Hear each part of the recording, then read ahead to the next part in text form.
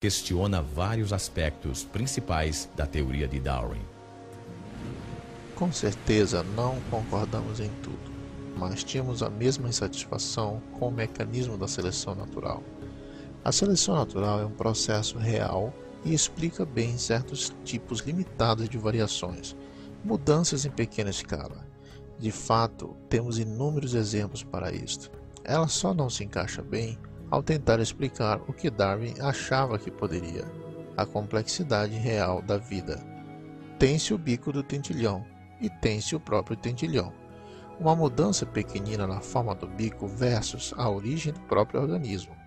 O problema principal para a biologia é entender exatamente onde a seleção natural funciona e onde não funciona, e por que existe tal diferença. A evidência é contundente e todos nós concordamos que se deixarmos que a evidência fale por si mesma, ela nos levará numa direção bem diferente, cada vez mais longe da seleção natural e indo em direção de uma conclusão diferente sobre a origem e natureza da vida na Terra.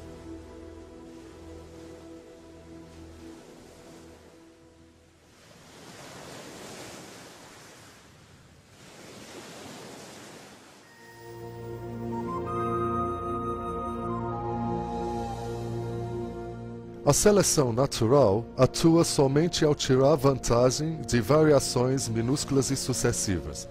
Ela nunca poderia dar um grande salto, mas avança a passos lentos, seguros e curtos.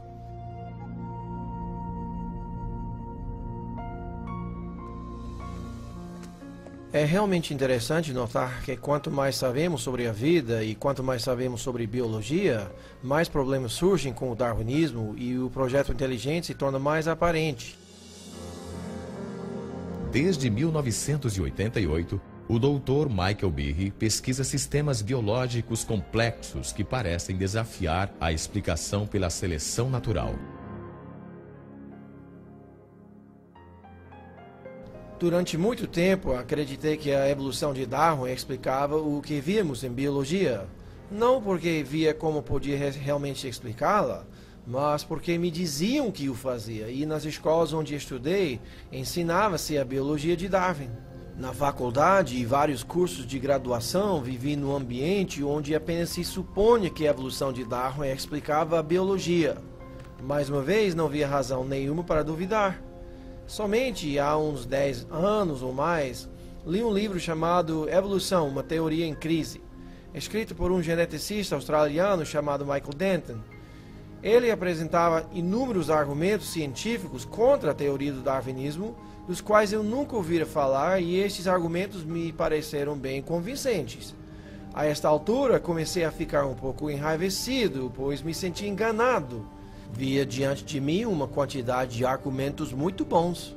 Mas eu mesmo já fiz um doutorado em bioquímica, tornara-me membro do corpo docente e nunca ouvira falar sobre nada disto. Assim, dali por diante, fiquei muito interessado na questão da evolução e cheguei à conclusão que os processos do darwinismo não são a explicação completa para a vida. O ceticismo de Michael Behe originou-se em grande escala no que a biologia moderna já revelou sobre a unidade mais fundamental da vida, a célula. No século XIX, os cientistas achavam que a parte básica da vida, a célula, era apenas uma simples bolha de protoplasma, como um pedacinho de gelatina, que não era difícil de se explicar. Esta ideia realmente não apresentou mudança nenhuma até o início dos anos 50. Daí para cá, nosso conhecimento sobre a célula sofreu uma explosão.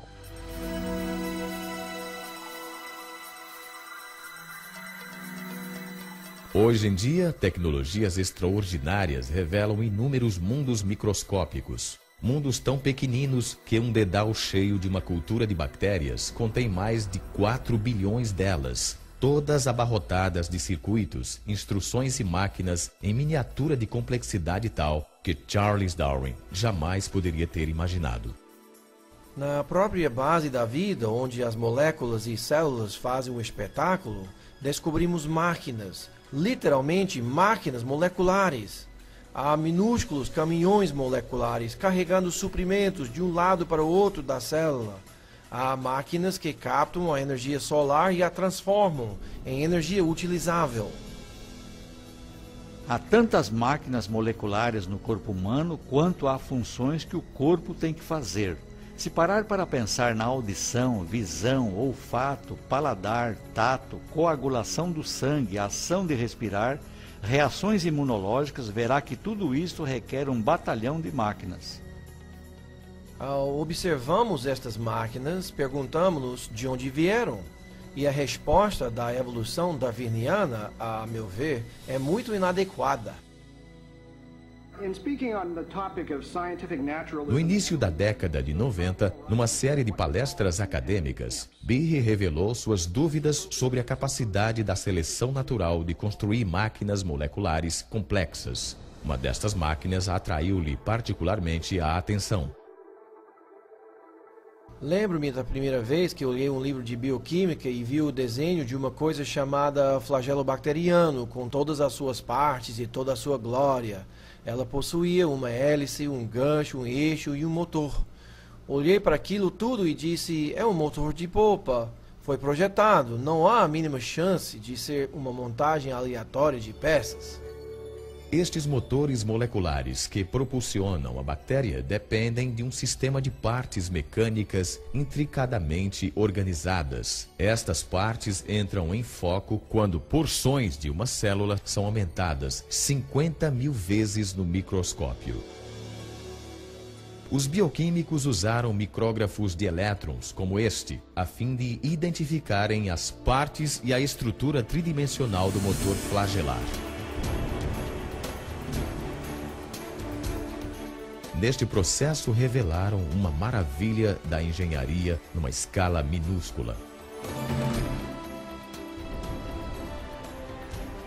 Howard Berg, em Harvard, classificou esta máquina como a mais eficiente do universo. Algumas delas batem a 100.000 rotações por minuto e são ligadas num transdutor de sinal ou mecanismo sensorial, de modo que reagem conforme as características do ambiente.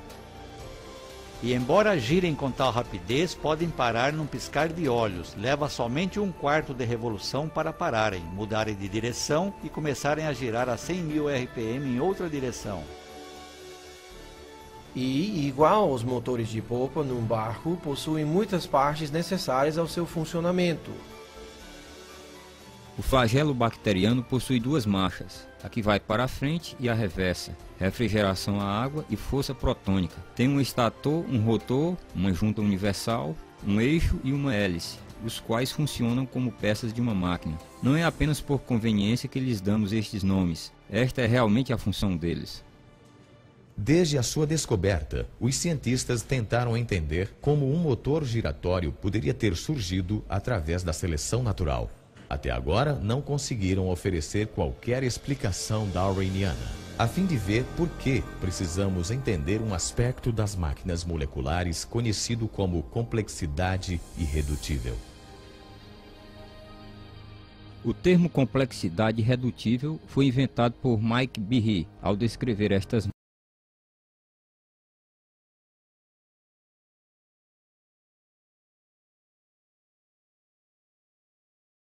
máquinas moleculares. O que se diz basicamente é que se tem muitos componentes numa organela ou sistema celular, sendo todos eles necessários ao seu funcionamento. Isto é, se você remove uma peça, então perde a funcionalidade desse sistema.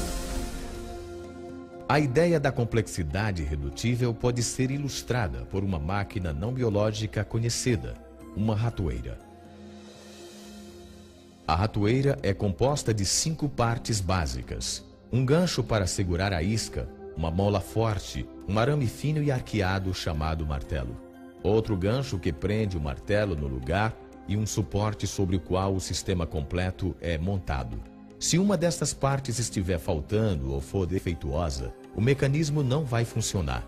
Todos os componentes deste sistema irredutível complexo devem estar presentes de modo simultâneo para que a máquina possa desempenhar sua função. Pegar o rato. A complexidade irredutível também pode ser aplicada a máquinas biológicas, inclusive ao motor flagelar.